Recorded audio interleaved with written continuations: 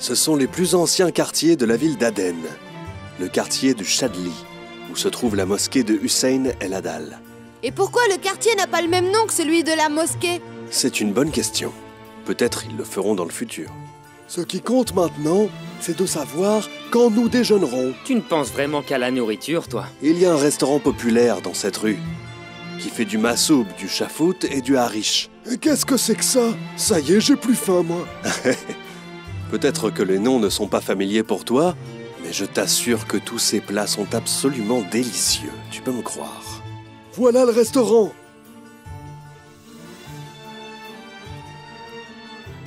Comment tu as fait pour le voir au milieu de toutes ces boutiques? Eh bien, j'ai suivi mon nez. Allez, asseyez-vous. Que veux-tu manger, Ziad? En fait, je veux d'abord écouter la suite de l'histoire du barrage de Mareb. D'accord. En attendant le repas, je vous raconterai la suite de l'histoire, puis on dégustera le bon café yéménite. C'est parfait pour moi, capitaine. Grâce au barrage de Mareb, la terre est devenue généreuse et le bien s'est propagé sur tous ses habitants. Ce qui est étonnant, c'est que lorsque la nature de la terre a changé pour le mieux, les cœurs des gens ont changé pour le pire. À l'occasion de mon anniversaire, je tiens à vous présenter ce simple cadeau.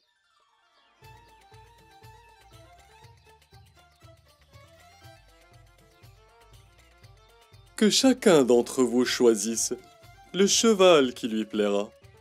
C'est nous qui sommes supposés vous faire des présents, Votre Altesse Royale. C'est la même chose. Ce qui importe, c'est que nous soyons tous heureux. Ah, ceci est d'une grande modestie.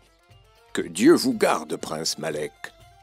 Je vais profiter de cette belle occasion pour distribuer du vin à tous les habitants de Saba, gratuitement.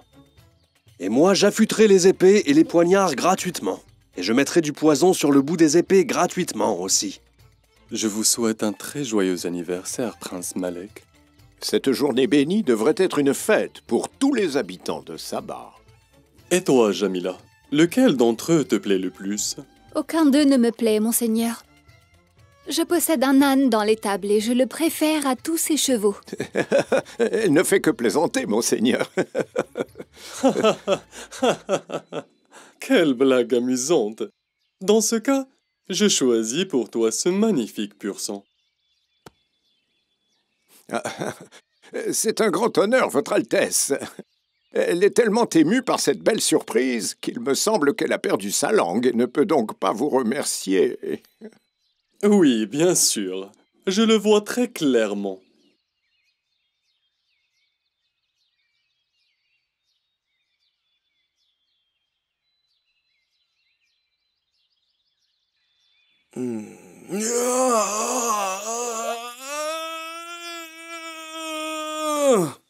Où sont les vêtements avec lesquels je vais entrer aux toilettes? Ah, où sont-ils, Tarifa? Les voici, ils sont là. Tu trouveras aussi les vêtements que tu vas porter pendant le conseil de gouvernement. Où est notre fils Malek? Il distribue les cadeaux pour les responsables dans le jardin à l'occasion de son anniversaire. Quel imbécile celui-là! Il est supposé recevoir des cadeaux et non pas en donner! En réalité, c'est mon idée. C'est pour que les gens commencent à l'apprécier et qu'il se prépare à l'accepter comme gouverneur, dans très longtemps, bien sûr. Quoi? J'ai bien peur que les gens l'aiment plus que moi. Et pourquoi pas? Il est ton fils préféré et aussi ton héritier. Et tous les bons pères souhaitent pour leur fils un meilleur avenir que le leur.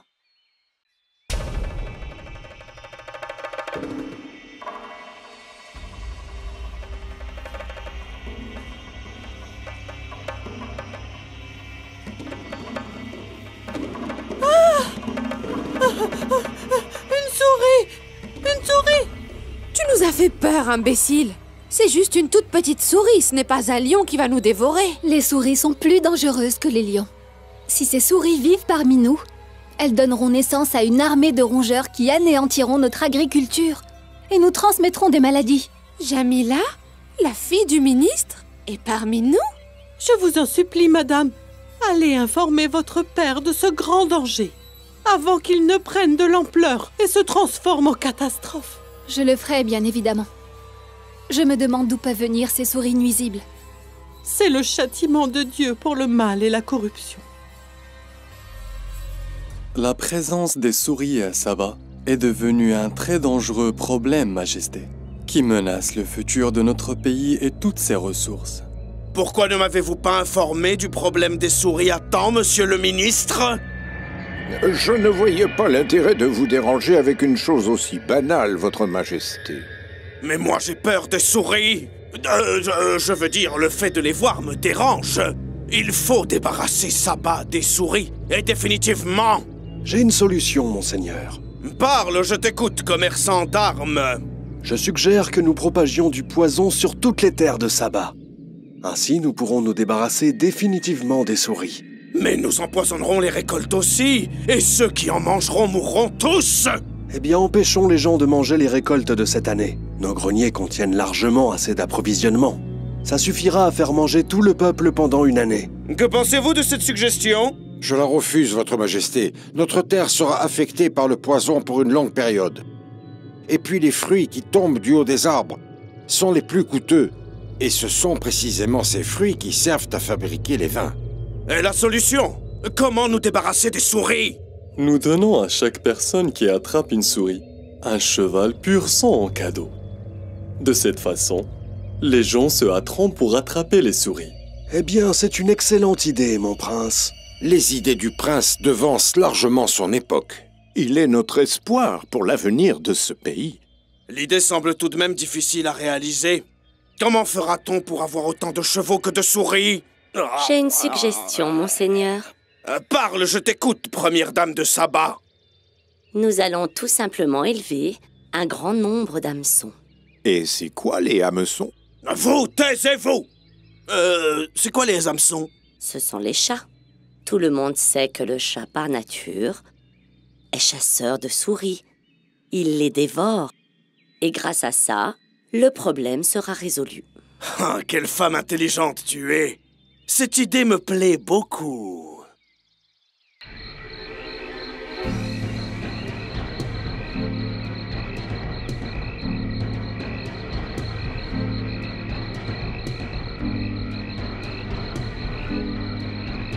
Oh, j'espère que cette idée va marcher. Je crois que le chat a très faim. Je ne lui ai rien donné à manger depuis hier.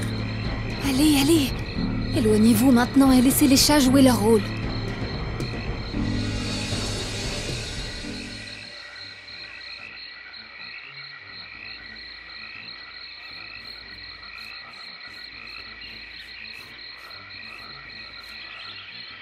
Les choses semblent se passer exactement comme prévu. Laissez-moi voir par moi-même. Quelles créatures effrayantes.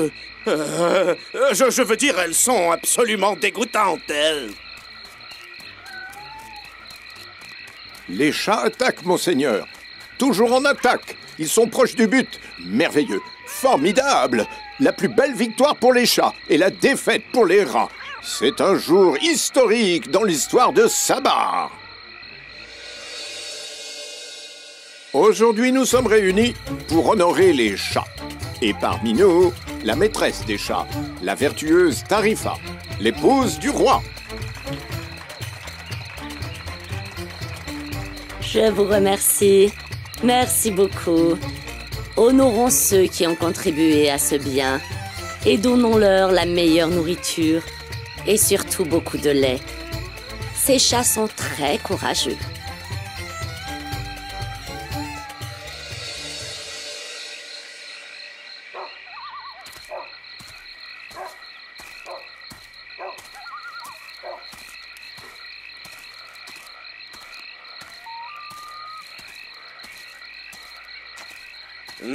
Il fait tellement bon cette nuit, ma chère et tendre épouse Tarifa.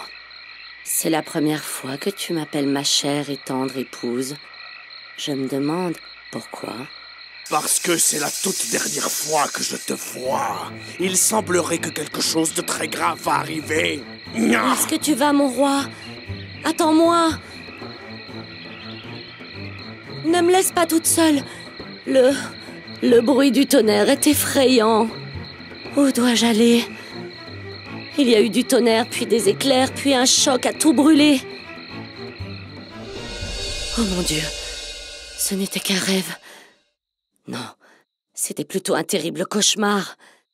C'est un mauvais présage. Il faut avertir le roi immédiatement. Maman, qu'est-ce qui t'arrive? Malek, est-ce que tu vas bien, mon fils? Je vais très bien, maman. Dis-moi, pourquoi tu cours dans le jardin à cette heure tardive? Je viens de faire un cauchemar horrible, mon fils. C'est certainement parce que tu as trop mangé avant de dormir, maman. Ce n'est pas le moment de plaisanter. Ce que j'ai vu dans mon rêve avait l'air bien réel. Bon, si tu le dis. Alors raconte-moi ce que tu as vu. Un énorme tonnerre a grondé, et puis un éclair, et puis un choc. Et après ça, tout a brûlé. Et ensuite, ça a été la noyade. Est-ce que c'est un poème? Oh, je perds mon temps avec toi. Où est ton père? Si je me rappelle bien, il est assis là-bas au fond du jardin. Attends-moi, maman. Je viens avec toi.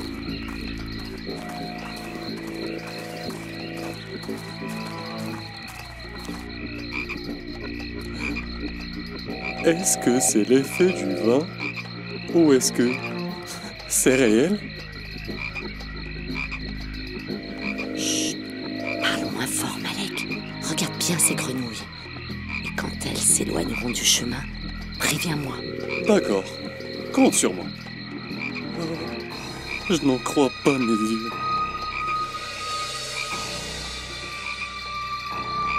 C'est bon, maman, maintenant tu peux y aller. Tu ne vas pas venir avec moi? La vie est chère, maman. Et la vérité, ce que j'ai vu aujourd'hui me suffit.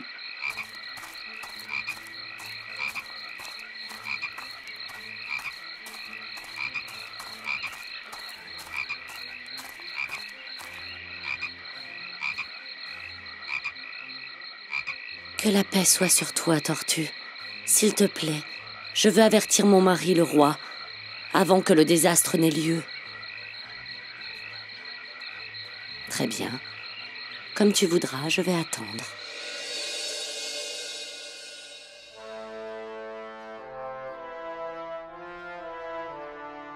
Othman, personne n'entre chez le roi pour l'instant. À vos ordres, madame. Ni le ministre Baloul, ni personne d'autre. À vos ordres, prince Malek. Qu'est-ce qui vous arrive? Vous êtes devenu fou, quoi? Écoute-moi bien, Amr. Amrou seulement, sans aucun titre. Ce n'est pas le moment, papa. Écoute ce que maman va te dire. Et concentre-toi bien. Ah, parle, Tarifa, je t'écoute. Est-ce que ce dont tu veux me parler est aussi sérieux que ça? D'abord, j'ai fait un cauchemar. Puis je suis allée dans le jardin et j'ai vu des grenouilles géantes. Que penses-tu de ça, hein? Qu'est-ce que je pense de quoi? Tu es devenue folle, Tarifa. D'abord, tu rêves d'une foudre. Et puis tu vois une tortue géante qui creuse dans le sable, des grenouilles géantes aussi, qui marchent debout. Qu'est-ce que tu veux que j'en pense de tout ça? La lueur et l'obscurité, la terre et le ciel, les arbres sont perdus et l'eau va revenir, comme à l'ancienne époque. Qui t'a raconté ces choses-là? J'ai été prévenue que de difficiles années allaient arriver et qu'elles menaceraient le père et le fils. Et qu'est-ce qui me prouve que c'est vrai? Va faire un tour au barrage. Si tu vois une souris en train de le ronger et bousculer les rochers avec ses pattes, alors tu sauras qu'un désastre est sur le point de se produire. D'accord, très bien, j'irai au barrage. Mais juste pour te montrer que tout ce que tu dis n'est que superstition, des idées stupides, rien d'autre. Toutes les souris sont mortes. Les chats les ont mangées depuis longtemps. J'aimerais comprendre, Votre Majesté, pourquoi avez-vous décidé si soudainement de visiter le barrage? Ah, ça ne vous regarde pas. Excusez-moi, je ne parlerai plus. J'espère bien. Je vais gravir tout seul cette montagne. Attendez, Votre Majesté. Je vais d'abord donner l'ordre aux gardes de jeter un œil, pour s'assurer qu'il n'y a aucun voleur ou bandit qui traîne par là. On n'a pas le temps de prendre ces mesures banales. Votre vie a bien plus de valeur que... Tais-toi! Tais-toi ou je te décapite! Est-ce que tu veux que je t'y emmène, papa? Toi, reste ici. Et s'il m'arrive quoi que ce soit, tu prendras les choses en charge après moi. Surtout, fais bien attention à ce que l'un de ces idiots ne me suive pas. Compte sur moi, papa.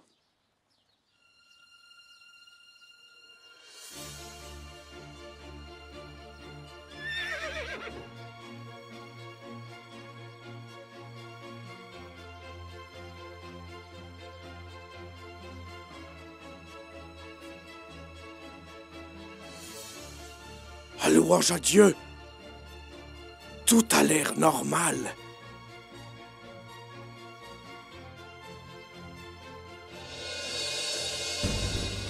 Oh! Mais qu'est-ce que... Oh, les souris sont de retour. Oh!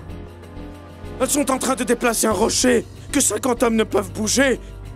Ah, c'est la fin! La fin! La fin! La fin! Comment est-ce qu'ils vont affronter les souris cette fois-ci? Et qu'est-ce qui leur est arrivé? Énormément de choses, encore plus étranges que ce que je vous ai raconté aujourd'hui. Racontez-les-nous alors! Non, pas maintenant. Je voudrais savourer tranquillement cette tasse de café yéménite. Et après ça, me préparer pour la prière. Mais vous allez nous continuer l'histoire après! Si Dieu le veut.